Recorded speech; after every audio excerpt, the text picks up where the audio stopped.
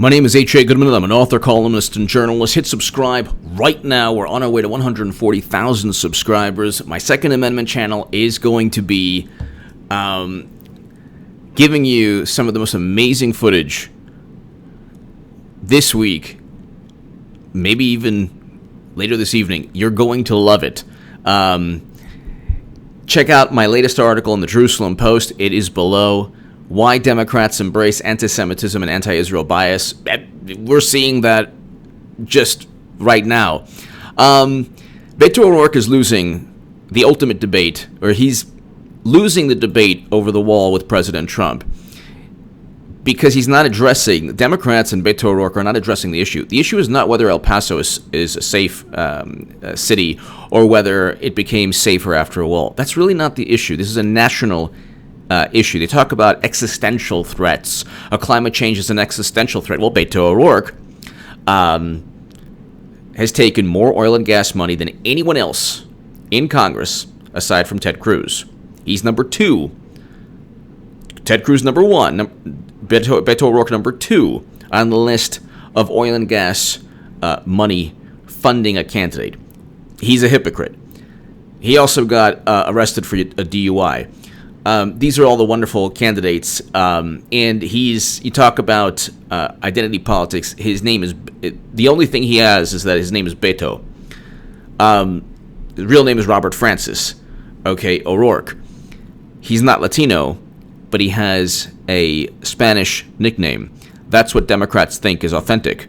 Then they pontificate about this and that, and they're quiet about the Democratic Party, and media beholden the Democratic Party are quiet about Standing Rock and the brutality that took place there, with Native Americans being brutalized under President Obama's administration. But, oh my God, Trump's tweet.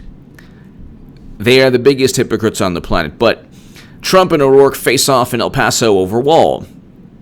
The issue is not whether the issue is not whether the wall will protect El Paso. The issue is, will a wall prevent trafficking of all different types? Human, narcotics, all different criminal activity. Top general says Mexico border security now existential threat to U.S. This is John Kelly. This is a Defense One article in 2014. Oh, guess who was president in 2014? The deporter-in-chief. Oh, the person who deported more people than any other president ever. The same president who, if you want to talk about climate change and AOC's Green New Deal, presided over the largest expansion of oil and gas production, domestic oil and gas production in the history of this country.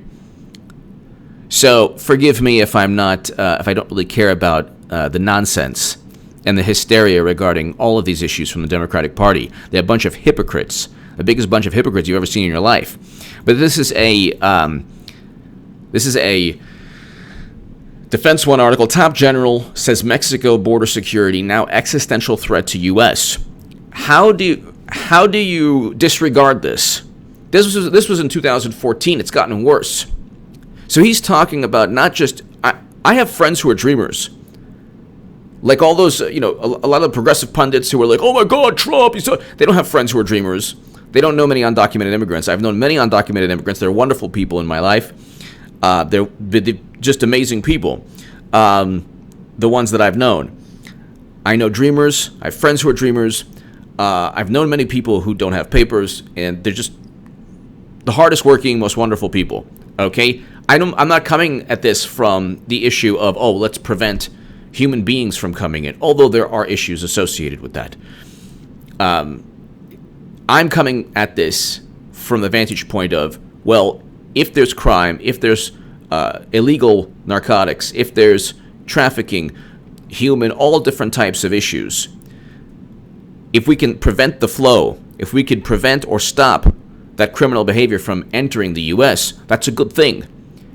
A steel slat wall fence, who cares?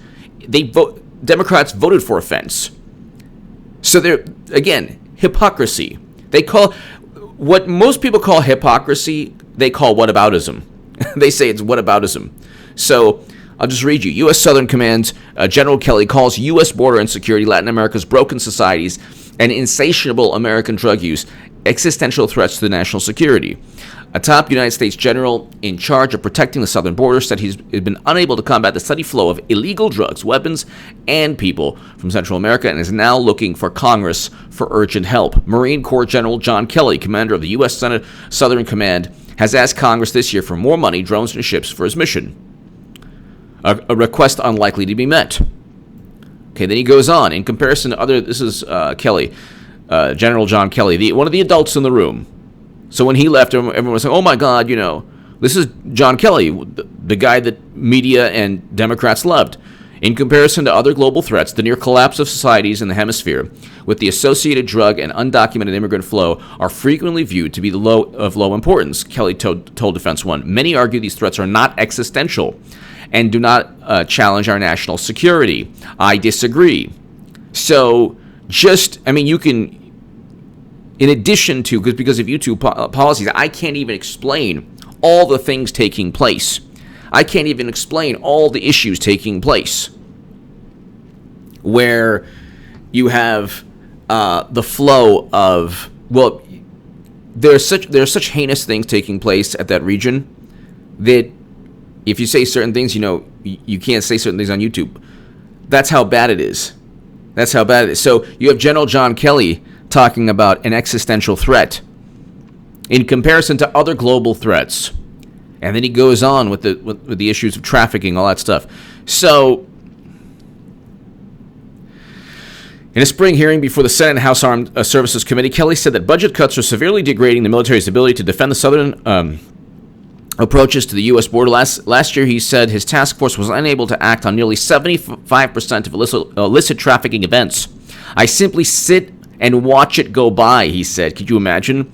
But the potential threats are even greater. Kelly warned that neglect created vulnerabilities that can be exploited by, what's another word for insurgent groups? Not even going to say it. YouTube policies, describing a crime convergence. There you go. Let's hope this is monetized. Already seen in, okay, So there are insurgent groups, there are groups already that he's talking about there. All this corruption and violence is directly or indirectly due to the insatiable U.S. demand for drugs. So it's partly our fault as well because of our demand for cocaine, heroin, all of which are produced in Latin America and smuggled into the U.S. along an incredibly efficient network along which hundreds of tons of drugs, people, another word for insurgents, potentially weapons of mass destruction, or even children can travel so long as they can pay their fare. This is General John Kelly. Okay? If Trump said this, it would be like, oh my God, here we go again. Rolls eyes, shrug shoulders. This is a humanitarian refugee crisis. Okay, so this is interesting. Even Bob Menendez, New Jersey.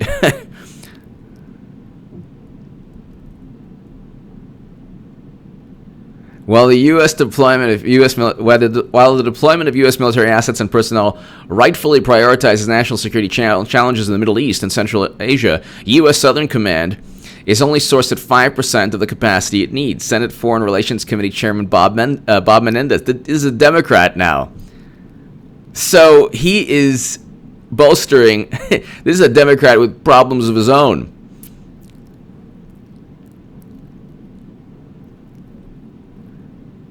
This is what he said. The bottom line is that we must attack this problem from a foreign policy perspective, a humanitarian perspective, a criminal perspective, immigration perspective, and a national security perspective. Bob Menendez of New Jersey, the guy who relied on Hillary Clinton just a couple months ago to help fundraise, agrees with President Trump, agreed with John Kelly, that this is a national security issue.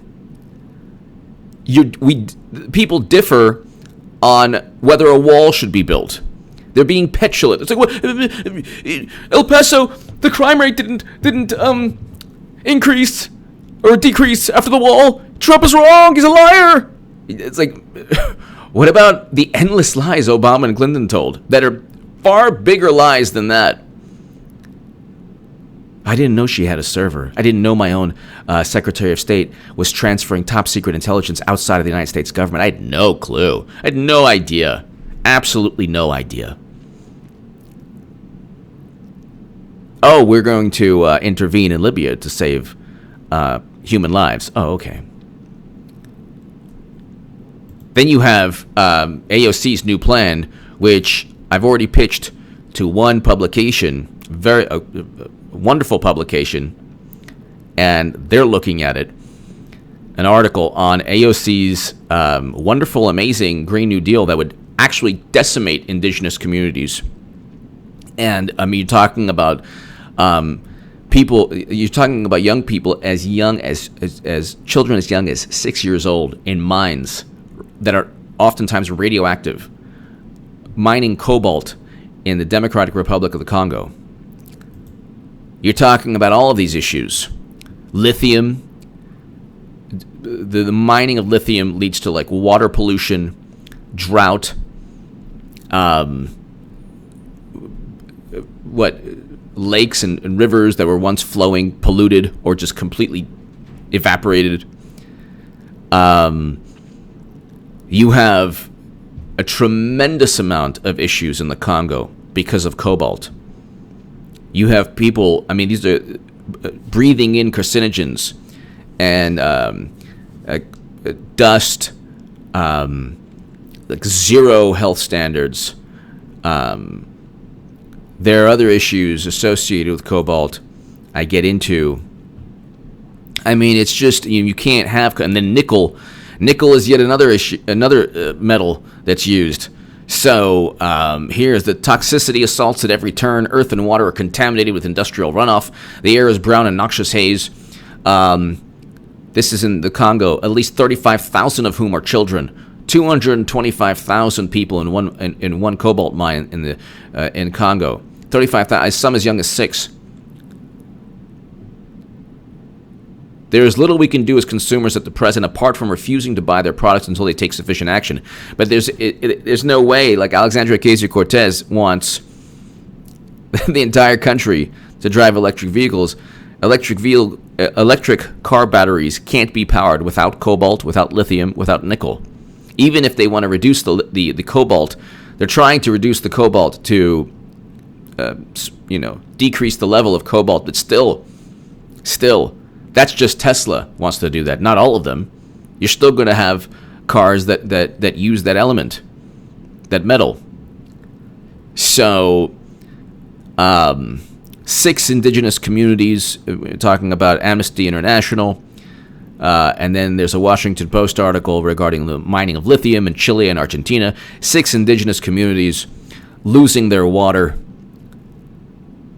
polluting their land and their water. You have cattle, livestock dying because of this. It's just, and the extraction of nickel, plumes of sulfur dioxide choking the skies, churned earth blanketed in cancerous dust, rivers running blood red, environmental campaigners having painted a grim picture of the nickel mines and smelters feeding the electric vehicle industry. That's just nickel. So you have cobalt, lithium, nickel. There are other metals too that aren't the mining of which leads to pollution. But see, that's the thing. Democrats are the feel-good party. You have to feel good about things. Like AOC said, it doesn't matter if you're factually right as long as you're morally right. Except you can't be morally right if you're always factually wrong. And Democrats are factually wrong on the biggest issues far more often than Trump. With Trump, they nitpick on everything. He said this. He said this. And they nitpick beyond belief. Whether if it's we're going to intervene in Libya, and it's for the good of the Libyan people. Oh, well, it really wasn't, was it? You destroyed the country. Has Trump destroyed an African nation? No, that was Obama. Has Trump engaged in a resolution that would harm an African nation, specifically the Congo? No, that's AOC. Cobalt is just a substance, a metal that it's just destroying the lives of so many people in the Congo. You can't expect Democrats to care. Same thing with the wall. The wall is, they care about symbols. Trump cares about just protecting the country. You can disagree or you can agree. But they have this, like, euphemism. Oh my God, supremacy enabler. Okay, what about when Hillary Clinton referred to black youth as super predators? What about this? Okay, what about? Fine, bring that up. Well, Trump said this. Not as bad as what Clinton did. Not as bad as what Biden has said. And others. We can go on forever. They pushed a crime bill that actually decimated communities. Okay, hundreds of thousands of people were affected by the crime bill in '94. And then 2 years later, Clinton referred to black youth as super predators. They're talking about the Clintons affected hundreds of thousands of people in communities of color.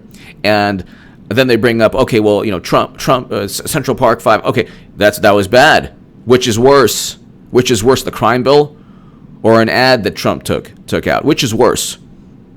There's no context for anything. It's all like this petulant, let's get Trump in any way we can and ignore the major catastrophic issues associated with Democrats. Hit subscribe right now. I have a big surprise for everyone. Regarding my Second Amendment channel. It's going to be awesome. Thank you so very, very much. And also check out my Jerusalem Post article below.